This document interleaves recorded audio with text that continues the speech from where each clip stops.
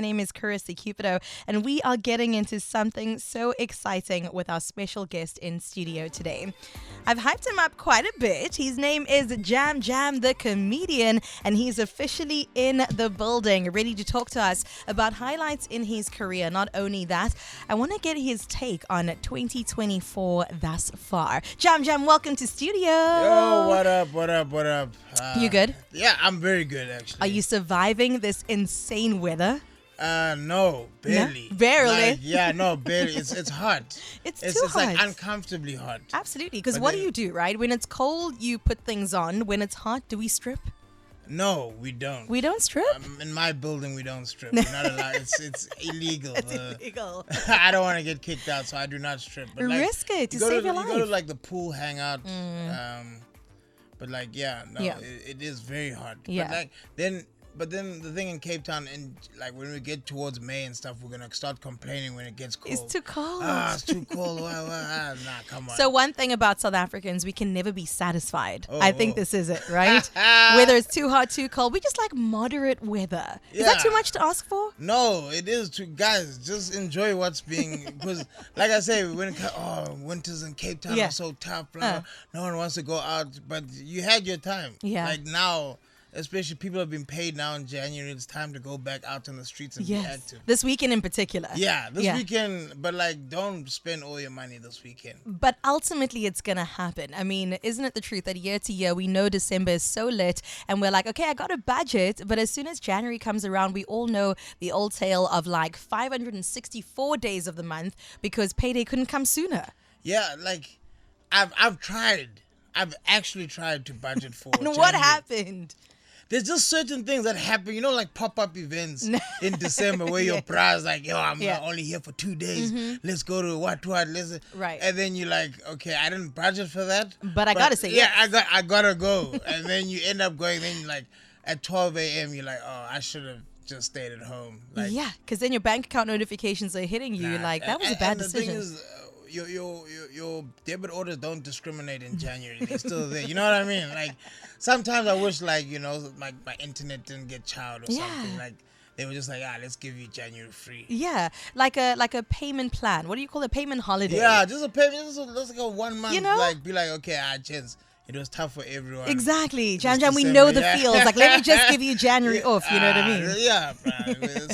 Some of these guys, they like January 1st. They like say, "Where's our money?" Not dog?" the first. That's Yeah. disrespectful. Yeah. The 1st of Jan. Yeah. Now, how are we going to make it until the 25th? I mean, many people have tried. I guess you're here now with so much relief in your voice and in your body because we are here. It's payday weekend. But listen, Jam Jam, payday's set up a little bit differently for us because we're freelancers. We also in the creative sector, right? Yeah. When it comes to earning some cash dollar. I'm very curious as to why you chose this career knowing that it's going to be the toughest one, because being a comedian in South Africa ain't easy. It's only in the past couple of years did we see people like Luisa Gola make it to the global stage and Trevor Noah sitting down with the likes of Kevin Hart on his podcast and also hosting his own show as a comedian. So why comedy?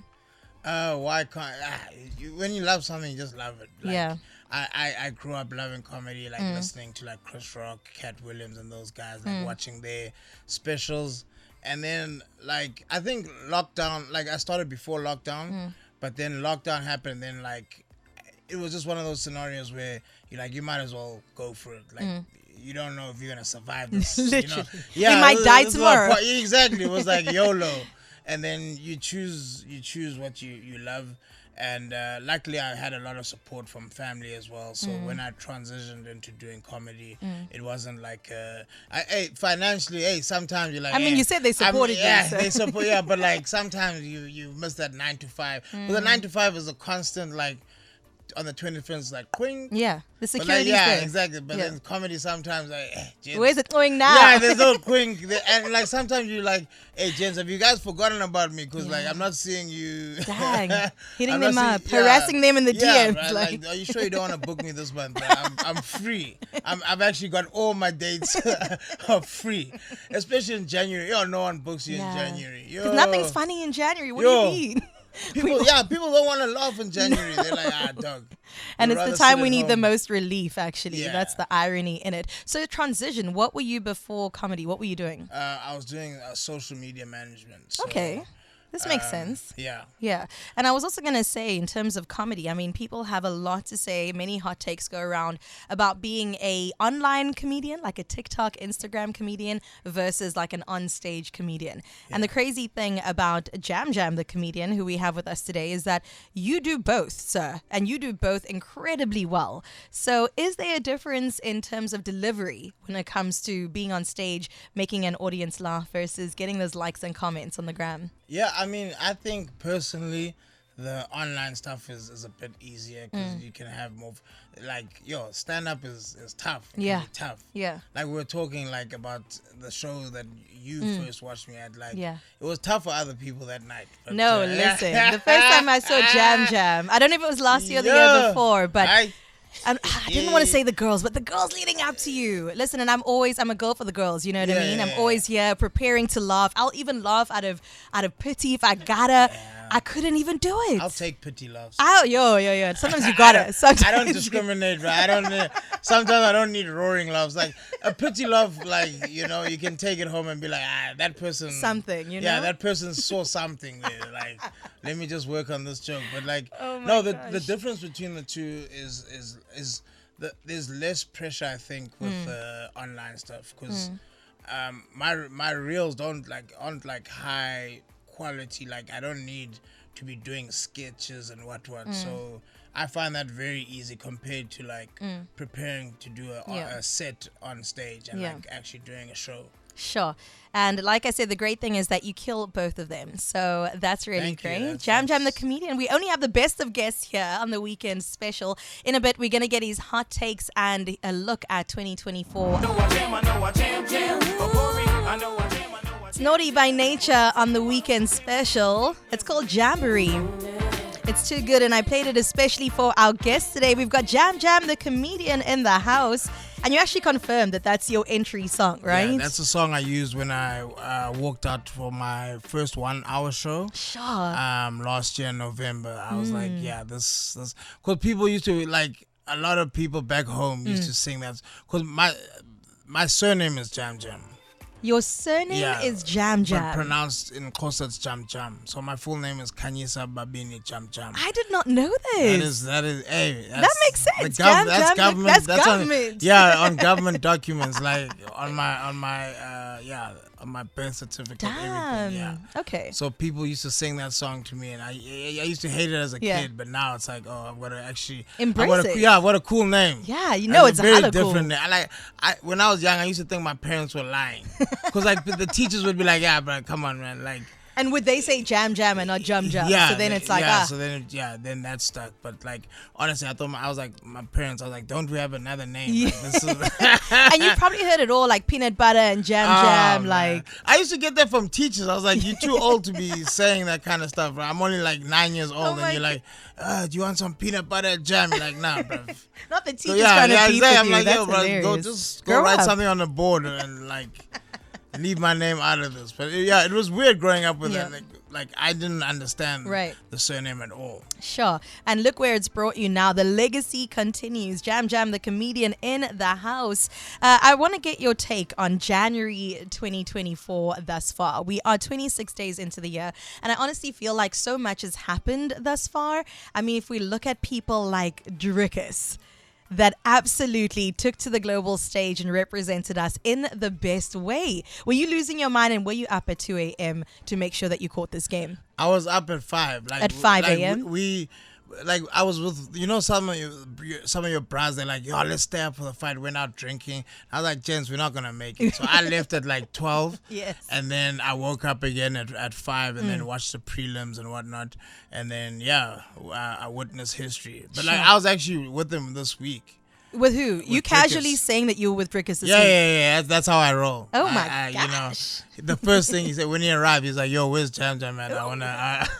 Excuse me. Nah, I'm playing. But on the real, we did a thing with Super Sport, me and Radio Raps. I don't know if you know Radio Raps. Yeah. He's also a comedian, part of Drickus' team. We did a whole interview sort of welcome session for him at the multi-choice buildings in Joburg. It was beautiful. It was fun. He's a ngabra. Yeah, he looks like it. I mean, when I see all his stuff, Vietnamese. I was just like, okay, this guy, he's got something. And he looked like people were doing that thing, you know, when like people size each other up. Like Yes. he was taking those sort of pictures. I was too scared though. I was like, I don't want to. Do you think you could take Drickus in a fight? No, absolutely not, man. I didn't want to say the wrong thing around him as well, but I was making sure that, you know, like. You were scared of Yeah. Drickus. Jam. Come on.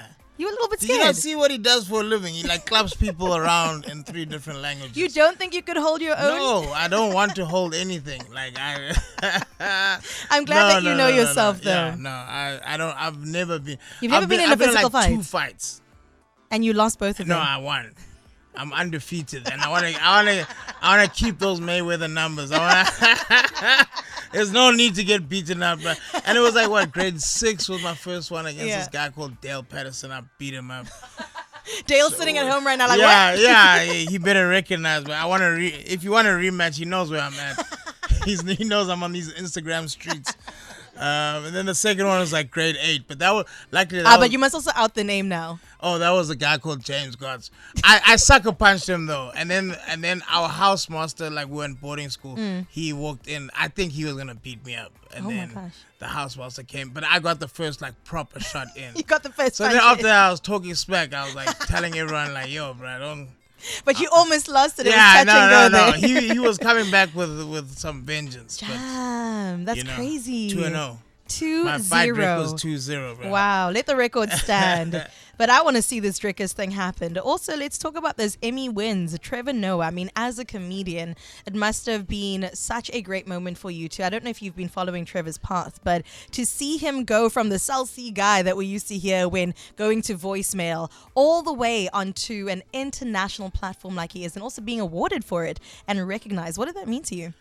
Trevor's opened so many doors. Like, it's wild. Like, he went to the Daily Show and he took over and made it his own. Absolutely. And then got awarded with the highest, like, you know, accolade, Emmy. So, like, I think he's opened doors for us to keep going overseas, and, like, a few comics are already starting to, you know, go try out, like, the US and UK. Like, I know there's a guy, Robbie Collins. I don't know if you know him. Yes, I love Robbie. But Robbie's been up and down from the States. There's another guy, Loiso Madinga, who's that side. He's so funny. Yeah. So what Trevor Noah has done is he's like, people don't understand. Like, that guy's selling out the same as like the big names like Dave Chappelle, Kevin Hart. Sure. Like, when Trevor Noah puts out a tour, like, he's actually doing the same numbers as those guys. He goes to like India, goes to Australia, and sells out their main arenas. So like, whatever he's done is just open doors, and I hope that we take advantage of that as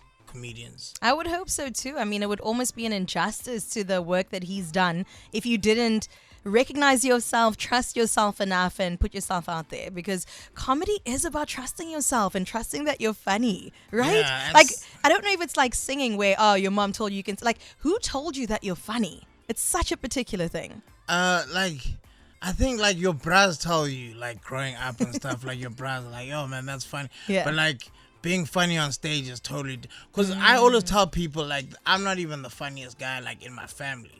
But, oh, that's interesting. Yeah, like your dad, like your mom. my younger brother is very funny. Okay. My mom's also got a Okay, wicked Mama, we sense. see you. Yeah, she's got a wicked sense of humor, like dark humor. Like, Oh, I love me some dark humor. So, but they would never be able to translate that on stage. It's a whole different formula. Because it's a performance, isn't it? Yeah. Yeah. So, like, honestly, like, some of the funniest bras I hang out with are not comedians. They just my bras, and they have like funny, very funny things to say. Yeah. And some people think that's what comedy is. You just get on stage and, like, whatever story that you heard from the weekend, you go retell that. No, there's actually a formula to the whole thing. So could you put it down and articulate what this formula is? Well, it's being able to find what's funny in stories, and like being able to communicate that to, because I'm sure you've heard people tell you, oh, that story, tell that story again. Right.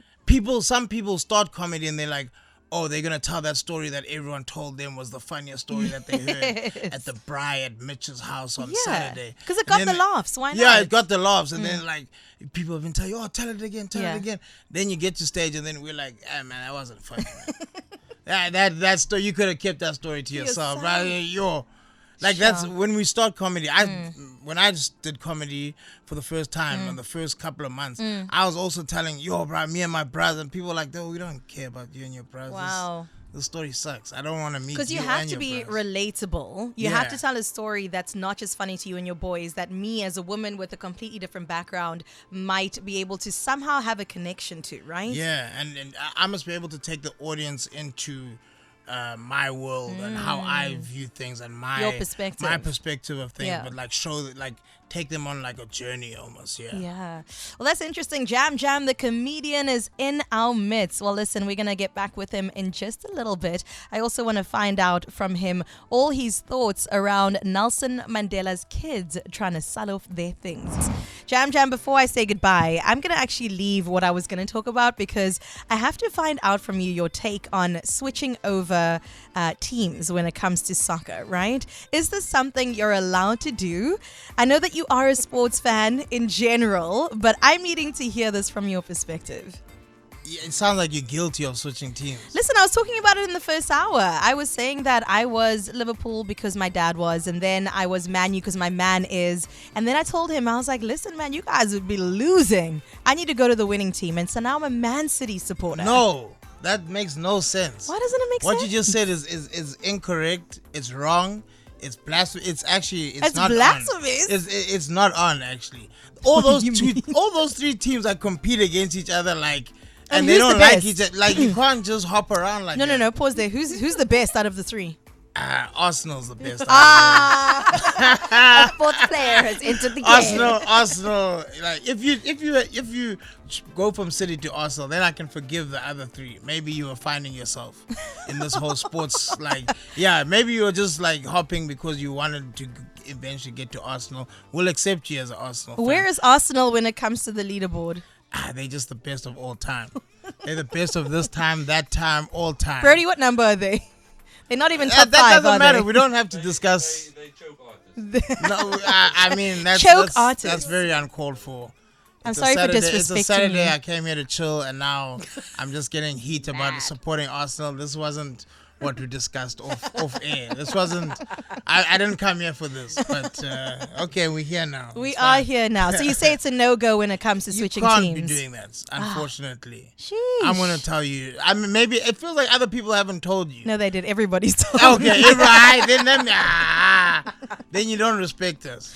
I really don't, though, because I make my own rules. Like, what do you mean? I can't switch teams. What are you saying? You call the Drickers a game? You call Drickers and Sean Strickland. Listen, did you watch this Drickers? Did you catch the game? I was today years old when I found out you can't call it a game if it's one against one. It's a fight. It's a fight. That's all it is. It's a fight. It's not a game. It's sports. Sports has games. Nothing. It's real fighting. This is the real McCoy. She's learning, guys, and she's trying. This is the important part. No, I will give her that, but she's trying. We also need to correct each other. This is true. Out of love. Yeah, out of love, we need to.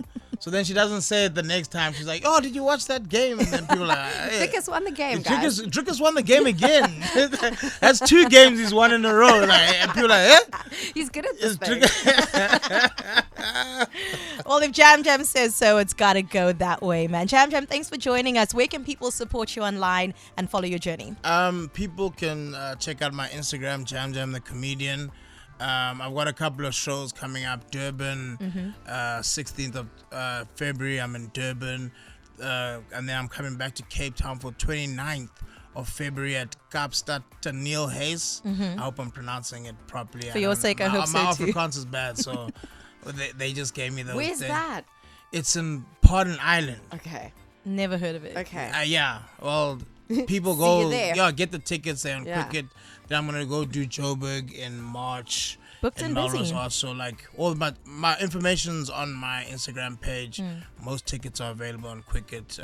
People have been paid now, so you can go buy the tickets. Ticket sales have been slow, and I'm charging that to a December hangover. But like it's a lot of you guys have been paid now, so please go to Cricket and do the right thing. Yeah, this weekend would be the time to definitely get yourself a ticket. Support him. His name is Jam the Comedian. So worth your follow and with all of your Randellas, man. I'm telling you.